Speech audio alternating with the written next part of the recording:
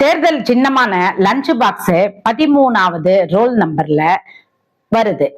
Lunch box சின்னத்துக்கு D நகர் பகுதியில் இருக்கிற மக்கள் வாக்களிக்கும்படி நான் தாழ்மையா கேட்டுக்கிறேன். நான் மிடில் கிளாஸ் ஃபேமிலில இருந்து தான் வந்திருக்கேன்.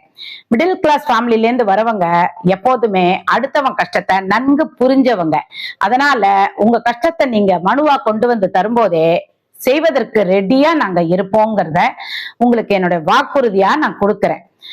இண்டிபெண்டன்ட் கேண்டிடேட் சொல்லப்படுறவங்க இப்ப அதிகமா வராங்க. அதுல ஒருத்தி நானும். இந்த லஞ்ச் பாக்ஸ் சிம்பலுக்கு உங்களோட வாக்குகளை தரும்படி நான் தாழ்மையா கேட்டுக்கிறேன். வருஷா வருஷம் மக்கள் அவஸ்தைப்பட்டு இருக்காங்க, மழையிலையும் வெய்ய காலத்துல வெயிலாலும். ஆனா அந்த மக்கள் குறைகளை தீர்ப்பதற்கு யாருமே முன் வரதில்லை. 5 வருடத்துக்கு ஒரு முறை தேர்தல் வருது. அந்த தேர்தல்ல நின்று ஜெயிக்கிறவங்க என்ன பண்றாங்கன்னா, போன மச்சான் திரும்பி வந்தான்ற அந்த பழமொழிக்கு கூட அவங்க ஈடாக மாட்டாங்க. போனவன் தான்ற மாதிரி இருக்காங்க. அதுக்காகத்தான் இப்பெல்லாம் சுயேட்சையா மக்கள் இறங்க ஆரம்பிச்சுட்டாங்க.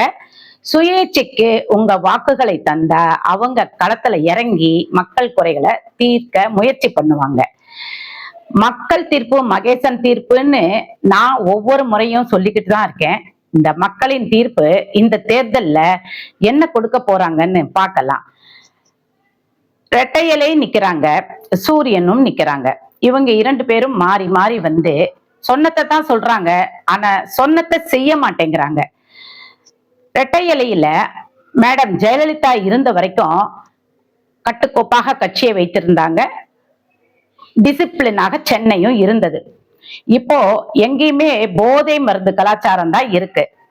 தீய சக்தி எல்லாம் ஒழியணும்னா சுயேட்சையா இருக்கிறவங்களுக்கு ஓட்டு போட்டா கூட அவங்க மக்களுக்கு நன்மை தான் செய்வாங்க.